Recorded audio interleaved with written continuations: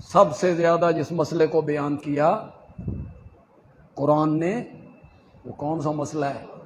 مسئلہ توحید، اپنی وحدانیت کو بیان، جگہ جگہ بیان کی، اس پر دلائل پیش کی، عقلی دلائل پیش کی، پہلے نبیوں کی نقل پیش کی، فرشتوں سے نقل پیش کی، جنات سے نقل پیش کی، تورات سے پیش کی، انجیل سے پیش کی، اور رب کو پسند آ گئی تو ہدہد پرندے سے نقل پیش کر دی۔ پڑھو سورۃ نمل۔ ہدہد سلیمان کے دربار میں توحید کے موضوع پر تقریر کر رہا ہے، اللہ نے اسے قرآن بنا کے اتارا۔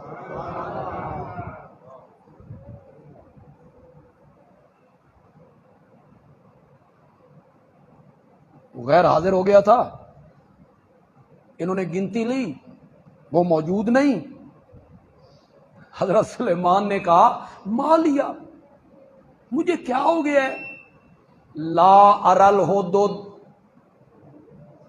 میں ہدہد کو نہیں دیکھ رہا۔ ذرا یہ کہو نا، نہیں دیکھ رہا۔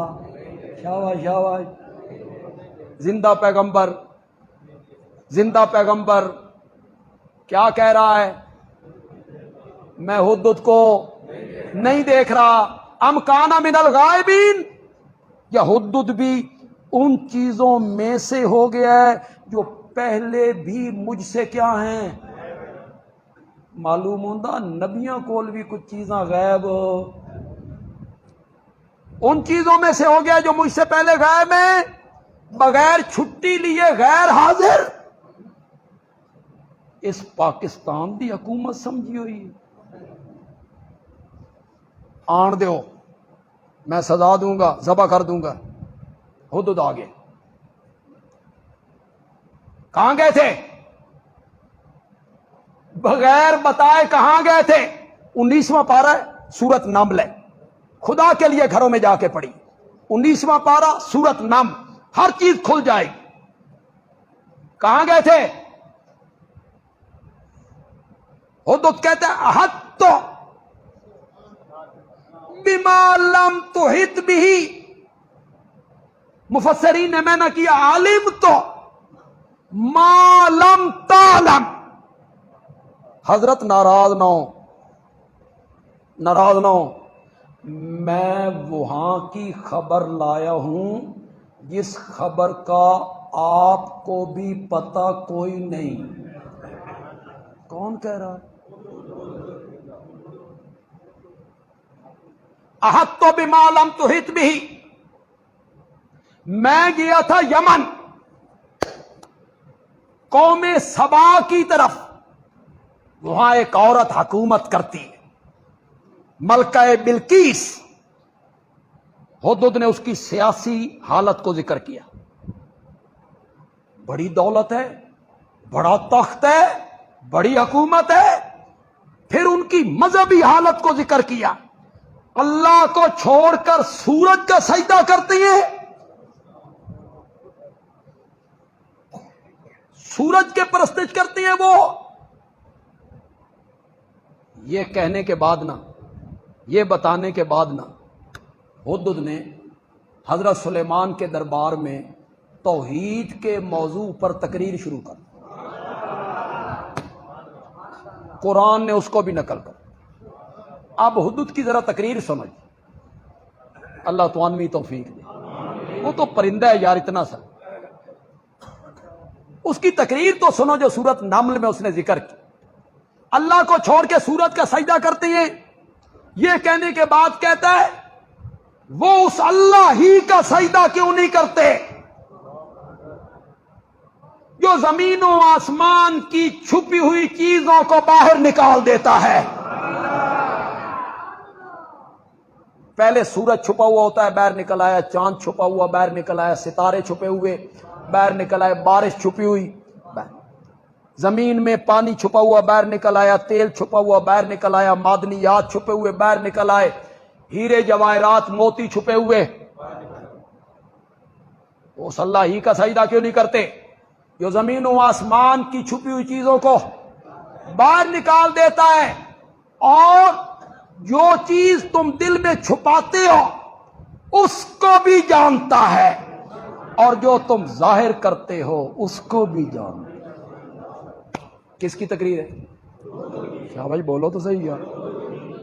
اللہ کی کتنی صفتوں کا ذکر کیا، قادر ہے، مختار ہے، مالک ہے، متصرف ہے، زمین و آسمان کی چھپی چیزیں باہر نکال دے۔ دوسری صفت عالم الغیب ہے، غیب کا جاننے والا ہے۔ اللہ کرے آپ میری بات کو سمجھیں اور میں آپ کو بات سمجھا دوں، آپ کو الہ کی سمجھ آ جائے۔ الہ کیا ہوتا ہے اللہ کرے میں سمجھا سکوں، آپ سمجھ جائیں۔ حدود دو صفتیں ذکر کرنے کے بعد مالک بھی وہ ہے، متصرف بھی وہ ہے، قادر بھی وہ ہے، عالم الغیب بھی وہ ہے۔ دو صفتیں ذکر کرنے کے بعد حدود نے نتیجہ نکالا، اگر یہ دو صفتیں اللہ کی ہیں تو پھر لا الہ الا ہو، پھر اس کے سوا الہ۔ معلوم ہوتا ہے الہ وہ ہوتا ہے جو قادر ہو، متصرف ہو، الہ وہ ہوتا ہے جو ہمارے حالات سے۔ یہ واقعہ میں نے کیوں بیان کیا؟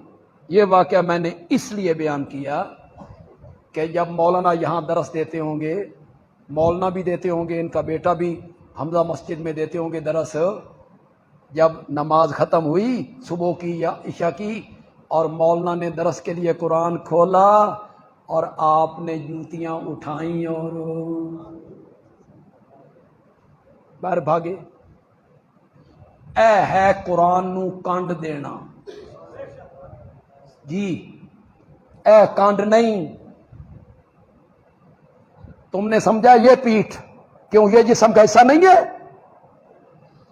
قرآن نو کانڈ دین کا کی مطلب ہے؟ قرآن کے حکموں کو پیٹھ دینا، یہ میں نے، تم نے ظاہری میں نہ سمجھ لیا بھیا کانڈ نہیں کرنی، تے حکم ایک نہیں مننا، حکم نہیں ماننا، صرف پیٹھ نہیں کرنی۔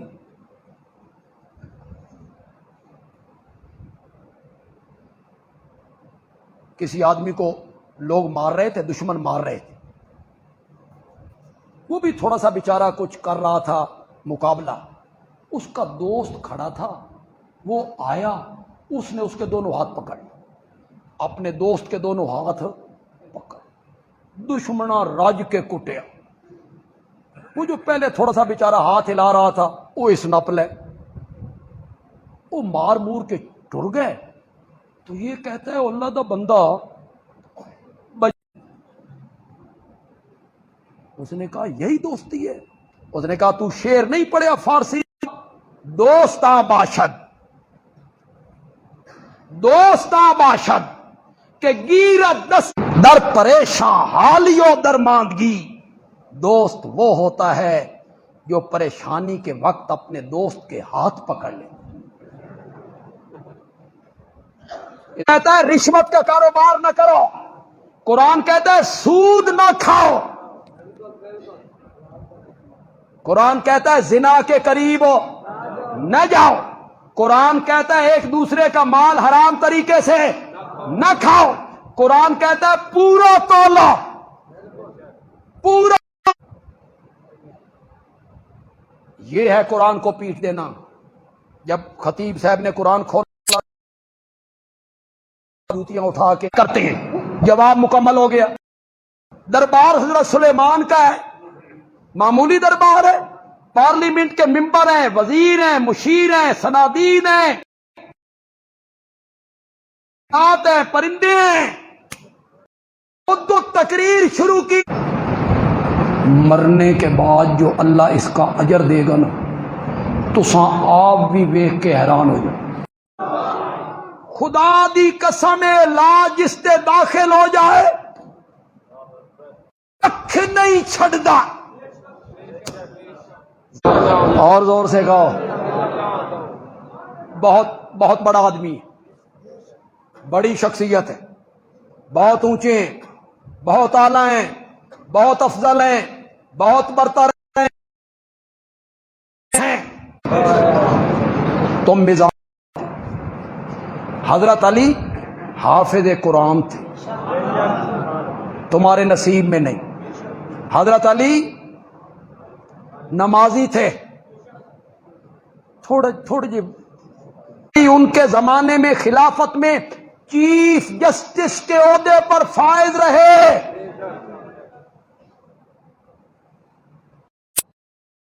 تو اپنی فقہ کی کتابیں اٹھا،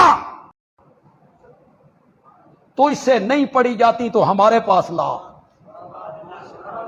ہم انگلی رکھیں، ہم انگلی رکھیں. چلے گئے. اب پیچھے سے منافق